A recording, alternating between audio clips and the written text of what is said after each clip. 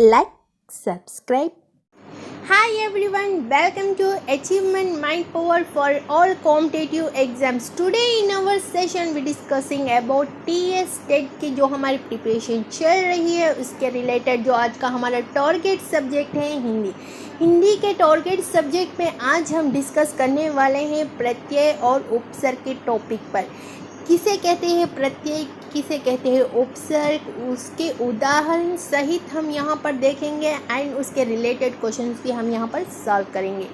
And यहाँ पर 2 या 3 क्वेश्चंस आपको यहाँ से ज़रूर एग्ज़ाम में पूछा जाएगा, तो डोंट मिस सेशन को लास्ट तक ज़रूर देखेगा। सेशन अगर पसंद आया हो तो like, subscribe and hit bell icon करना मत भूलिएगा एंड साथ ही साथ अपने फ्रेंड्स में इसे शेयर करते चलिएगा। एंड जो आज का हमारा जो टॉपिक है उसके रिलेटेड जो यहाँ पर क्वेश्चंस पूछे जाते हैं, किस प्रकार के क्वेश्चंस यहाँ पर बनते हैं, वो भी हम यहाँ पर देखेंगे। तो जो हमारे सेशन में न्यू है, ओल्ड है, दोनों आप do like, subscribe and hit bell icon for latest update. आप हमारे साथ जुड़ सकते हैं टेलीग्राम चैनल पर, इंस्टाग्राम, इन दोनों के लिंक्स प्रोवाइडेड है डिस्क्रिप्शन बॉक्स में।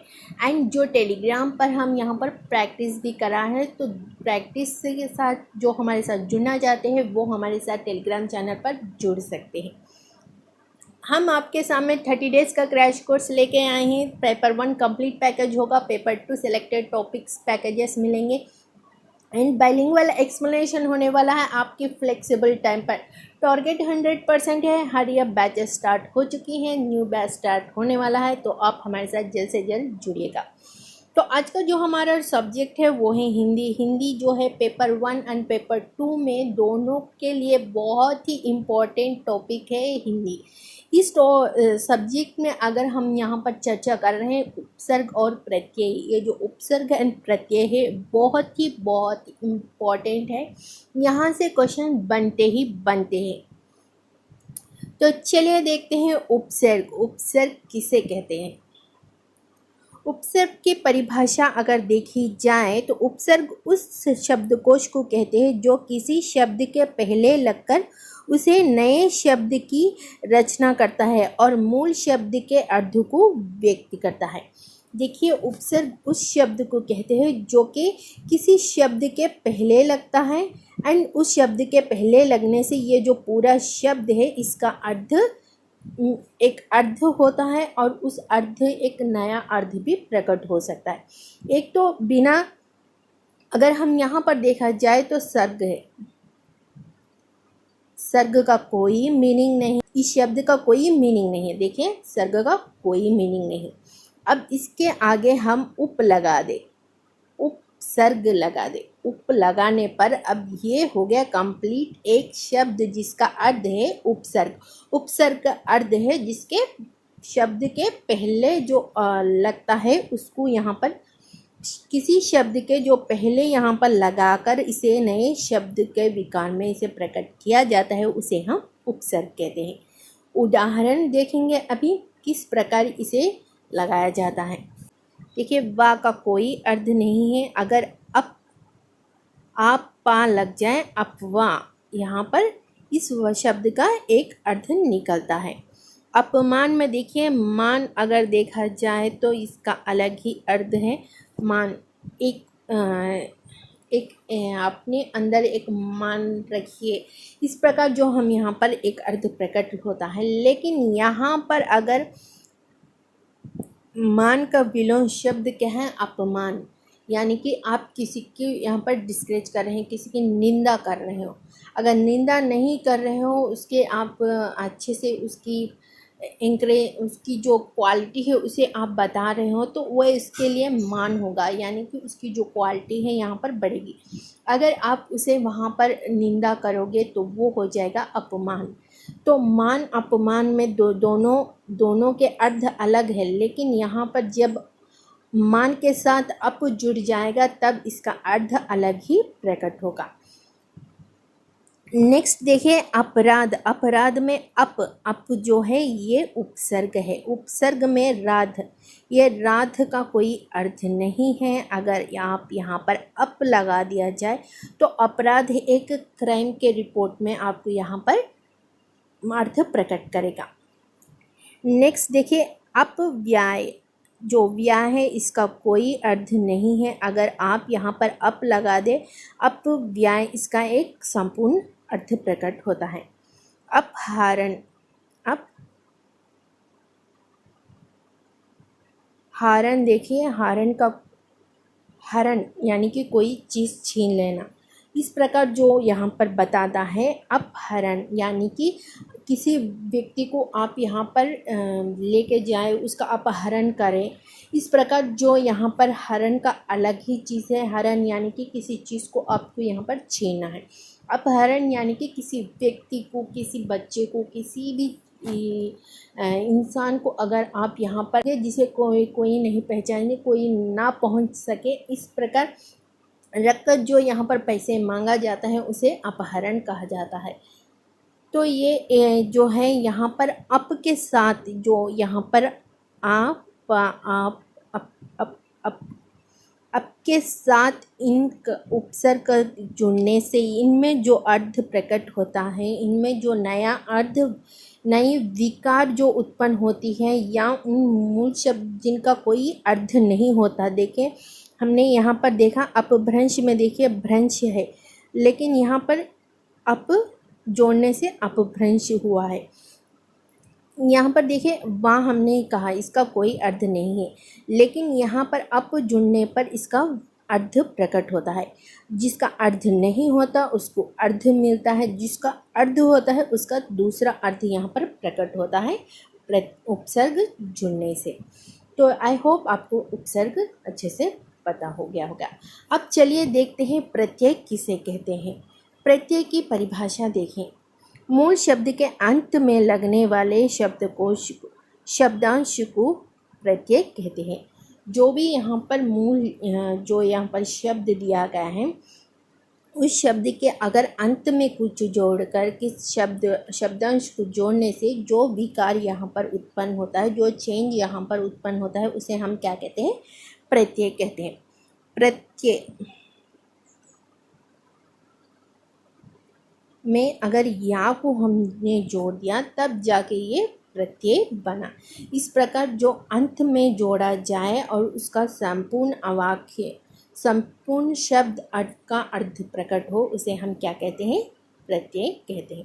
कुछ उदाहरण। तो प्रत्यय के कुछ उदाहरण इस प्रकार हैं। बोली, चटनी। यहाँ पर देखिए जो ई लाम में जो ई जुड़ा है ये हो गया आपका प्रत्यय।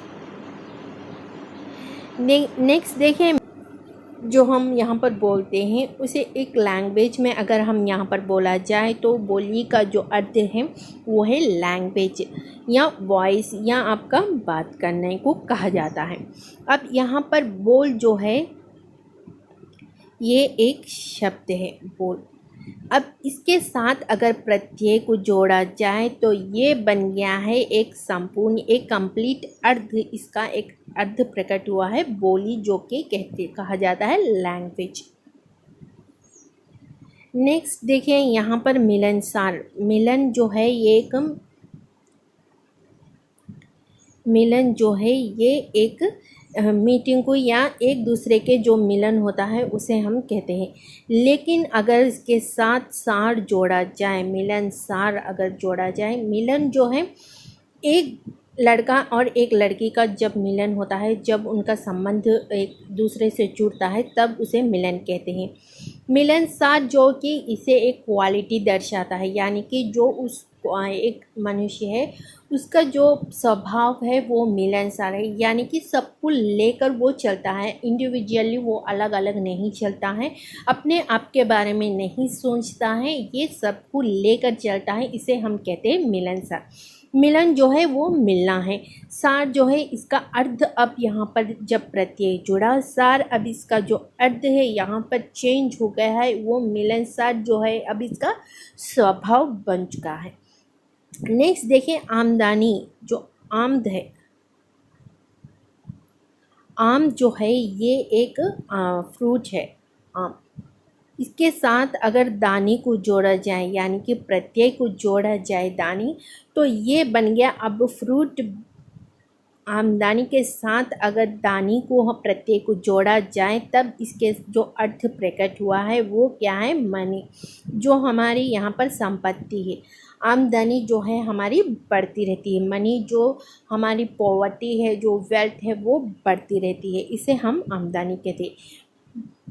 अगर हम इसे प्रत्यय ना लगाए, दानी को अगर ना लगाए तो ये क्या हो गया, एक फ्रूट का नाम है जो आम यहाँ पर मैंगो को कहा जाता है। लेकिन अगर इसके साथ प्रत्यय दानी को अगर हमने जोड़ा तब इसका जो अर्थ प्रकट हुआ है, जो नया विकार उत्पन्न हुआ है वो है अलग ही आमदनी।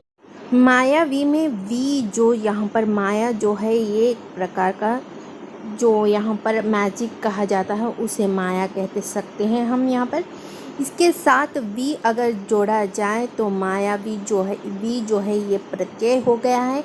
अब इन दोनों में जो माया तो जो था एक जो हमारे आँखों के सामने दिख कर जो गायब हो जाता है उसे हम माया कहते हैं। वी माया वी जो लोक है यानी कि सारी जो हमारे आसपास है वो सारी इर्द गिर्द जो हमारे आसपास जो भी हमें दिखते हैं वो सभी एक प्रकार से हमें दिखते गायब होते हैं। इस प्रकार जो मायावी लोक हम यहाँ पर कह सकते हैं, इसका अर्थ ही दूसरा है। नेक्स्ट देखिए मित्रता, शत्रुता, प्रभुता। इसमें देखिए मित्र जो है एक फ्रेंड को कहते हैं, मित्रता जो है ये फ्रेंडशिप हो गया। ता का जब प्रत्यय जुड़ा तब इस वाक्य जो शब्द में अर्थ प्रकट हुआ वो अलग ही अर्थ प्रकट हुआ। इसी प्रकार शत्रुता प्रभुत्व में भी हुआ है। अब देखिए इनसे जुड़े कुछ प्रश्न हैं। हम अब तक हमने देखा क्या है उपसर्ग, क्या है प्रत्यय। अब हम देखेंगे उनसे जुड़े प्रश्न किस प्रकार बनेंगे।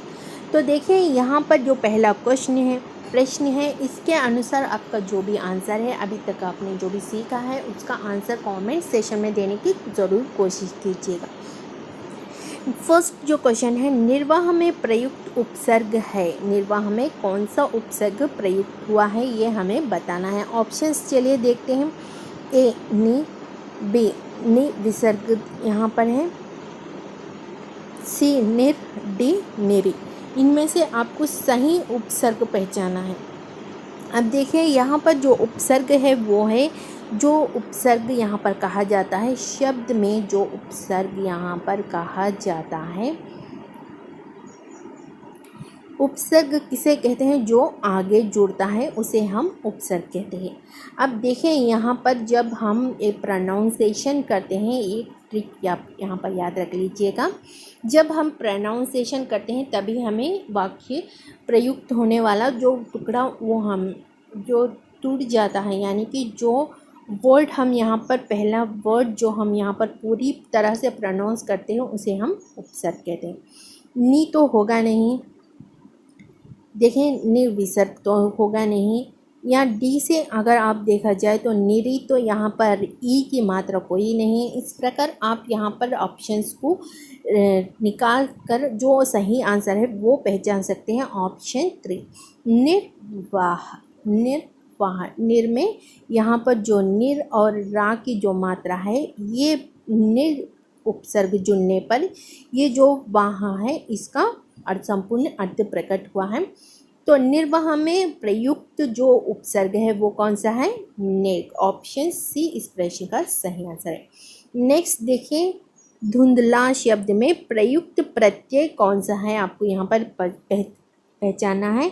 तो ऑप्शंस देखिए यहाँ पर, ए धुन, बी धुंध, सी ला, डी इनमें से कोई नहीं। आपको सही आंसर यहाँ पर गेस करना है कि धुंधला में कौन सा शब्द जुड़ा है, प्रत्यय। जो यहाँ पर प्रत्यय है, हम यहाँ पर देखिए धुंधला,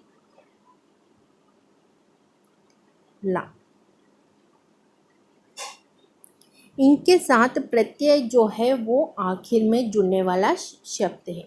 जो कि यहाँ पर देखिए धुंध एक शब्द है, ला दूसरा शब्द है। इन दोनों में जो ला है ये हो गया आपका प्रत्यय, इसे हम कहते हैं प्रत्यय। तो इस हिसाब से अगर हम देखा जाए तो ऑप्शन सी इस प्रश्न का सही आंसर है। आई होप आपको कॉन्सेप्ट यहाँ पर कंप्लीटली समझ आ चुका होगा। फिर भी कोई डाउट हो तो कमेंट सेशन में कमेंट करना मत भूलिएगा। एंड आप हमारे साथ जुड़े रहिएगा टेलीग्राम चैनल पर। इसके लिंक एंड प्रैक्टिस की लिंक प्रोवाइडेड है डिस्क्रिप्शन बॉक्स में, और प्रैक्टिस भी चल रही है टेलीग्राम चैनल पर। तो जुड़े रहिएगा। सेशन को ज़्यादा से ज़्यादा शेयर कर दीजिएगा, लाइक सब्सक्राइब करना मत भूलिएगा। ज़्यादातर लोग यहाँ पर जो व्यूज़ होते हैं ये ज़्यादा होते हैं, लेकिन यहाँ पर जो सब्सक्राइबर्स होते हैं ये कम होते हैं, क्योंकि यहाँ पर सब्सक्राइब करने में प्रॉब्लम होती है आप लोगों को। तो एक बार अगर आप यहाँ पर सब्सक्राइब कर ले तो हमारी जो टेट रिलेटेड जो टेट तक चलने वाली प्रिपरेशन है, आप हमारे साथ जुड़े रहेंगे हमारे प्रिपरेशन। तो नेक्स्ट सेशन में हम आपके साथ फिर मिलेंगे। Until then keep smile, bye bye.